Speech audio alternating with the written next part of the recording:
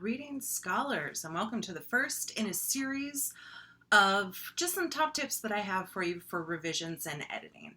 The first thing is, what's the difference?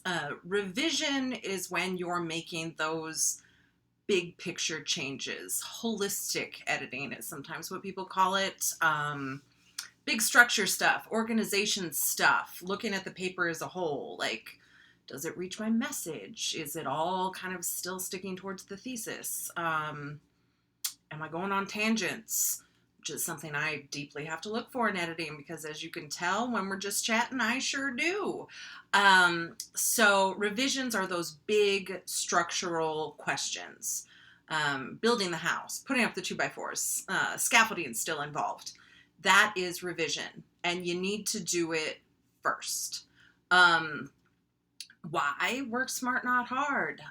If you bother editing, finding great sentences, deciding on word choice, really spending time on the details, which is what editing is, and then it comes to light that this entire paragraph or this whole block of paragraphs, this whole 3-page section, isn't really supporting your main point. You've gone on a tangent. This section is just like interesting bonus facts.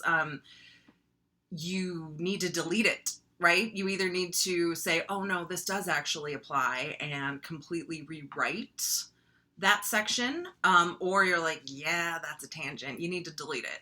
And if you've spent more time, it's still going to hurt to delete it. But if you spent time editing that stuff, and then your paper would benefit from just cutting it out, you're not gonna if you've spent more time on it. It's like ripping off a Band-Aid when you've drafted it and then you still have to cut it. Like, it hurts, but it's not ripping out stitches before it's due, right? So revise before editing. Editing's the wallpaper, the decorations. You don't put those up until the walls have been structured, the roof is on the house. So revisions are construction, editing is decorating, and they need to be done in that order.